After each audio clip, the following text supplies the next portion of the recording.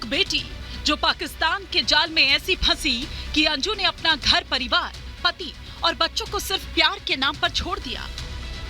Anju Thomas देश छोड़कर पाकिस्तान चली गई, लेकिन पाकिस्तानियों ने उसके दिमाग में ऐसा जहर भरा कि अब वो अपने पति को ही अपशब्द कहने लगी है। मुझे अपने बारे में भी बता दो कि तुम कैसे इंसान हो। अरे मैं क्या बताऊंगा, वो तो नहीं मेरे को नहीं बताना कुछ। मेरी बात नहीं सुनना तेरी बात। सुना आपने? जो महिला कल तक 2 बच्चों की परवरिश कर रही थी, घर चलाने के लिए पति पत्नी दोनों नौकरी कर रहे थे, लेकिन पाकिस्तान में कदम रखते ही उसका लहजा बदल गया। अंजू अब बच्चों को भी पाकिस्तान ले जाना चाहती है। झूठ का बोल रही है ना, मैंने ये किया, मेरा साथी है। नहीं सुनी ना तो बस रहने दे, तू रहने दे। बच्चे मेरे हैं, मेरे साथ ही रहेंगे, तेरे साथ कोई नहीं रह रहा।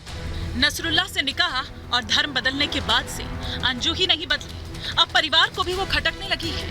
नहीं अपनाना नहीं है, जब बच्चे कहेंगे ना अपनाने को तो मैं मानूंगा, बच्चे के बगैर तो मैं नहीं अपनाऊंगा। जब पहले से रिश्ता नहीं चाह रही थी, जब यही करना था तो मेरे को पहले बता देती, मैं पहले तेरे को छोड़ देता, भाई जा अपना पाकिस्तान। भारत आ जाएगा तो क्या कर लेगी वो? हम तो अपने परिवार के साथ टाइप नहीं करेंगे। बच्चों को क्या हो गया? बच्चों को तो उसको हम लोग और वो उसका पति उसको तो छूने भी नहीं देगा और उसको बच्चे उसको मिलेंगे भी नहीं। अंजू का परिवार उसके पाकिस्तान जाने से परेशानियों में पड़ गया है। पति से सीआईडी पूछताछ कर रही है तो पिता पर भी एजेंसीज का रडार घूम रहा है। अंजू जो कि पाकिस्तान गई है, अंजू का नोएडा कनेक्शन भी निकलकर सामने आया है। यहीं पर ही अंजू का परिवार 10 साल पहले रहा करता था किराए के मकान पे। अंजू के पापा टेलर हुआ करते थे और अंजू के परिवार ने यहीं पर ही रहते हुए अपना धर्म परिवर्तन किया था। पाकिस्तान ने आखिर अंजू पर ऐसा क्या जादू किया कि वो वहीं की हो गई? नाम, पहचान, धर्म सब कुछ बदल दिया। शक है कि नसरुल्लाह के जरिए आईएसआई ने प्यार के नाम पर साजिश रची है, जिसके जाल में अंजू फंस चुकी है और इसीलिए बोल तो अंजू रही है मगर शक पाकिस्तान के है। बात मत कर तू। हाँ ठीक है, फैमिली के साथ रही हूँ। हाँ ठीक है। और भारत की बेटियों को धर्मांतरण करने के लिए कैसे फुसलाया जा रहा है, कैसे उनको लालच दिया जा रहा है और कैसे इस बिजनेस मॉड्यूल को बढ़ाया जा रहा है, ये हम आपको बता देते हैं। क्योंकि लगातार ऐसी बातें सामने आ रही हैं और तस्वीरें जो सामने आई यही बता रही हैं कि बेटियों को पहले पाकिस्तान बुलाया जाता है, फिर उसके बाद उनका धर्मांतरण करने के लिए उनको अलग अलग लालच दिए जाते हैं। एक बिजनेस मॉड्यूल है, ये बिजनेस फल फूल रहा है किस तरीके से, ये आपको बता देते हैं। महंगे तोहफे, नौकरी दी जाती है। पीएसजी के सीईओ मोहसिन खान ने खुद ये बयान दिया है।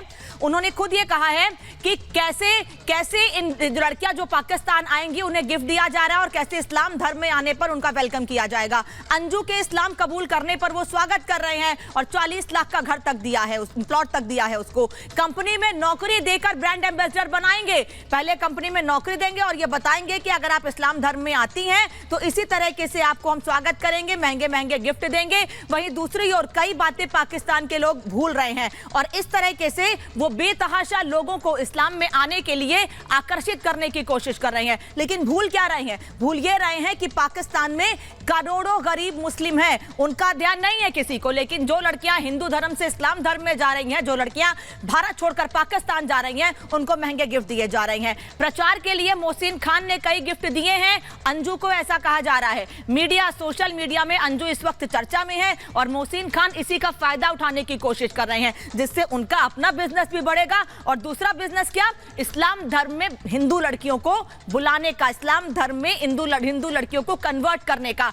कंपनी को फायदा और वाहवाही का स्टंट है यह मोहसिन खान का, इसीलिए वो भारत की लड़कियों को पाकिस्तान आने पर इसी तरीके से अपना ब्रांड एम्बेसडर बना रहे हैं और इसके बाद उनका वेलकम कर रहे हैं। और अब आपको बताते हैं कि आखिर भारत की लड़कियों को टारगेट बनाकर कैसे रक्षकों को निशाना बनाया जा रहा है। हमारे देश के रक्षकों को निशाना बनाया जा रहा है क्योंकि आईएसआई के निशाने पर भारतीय सुरक्षा बल हैं।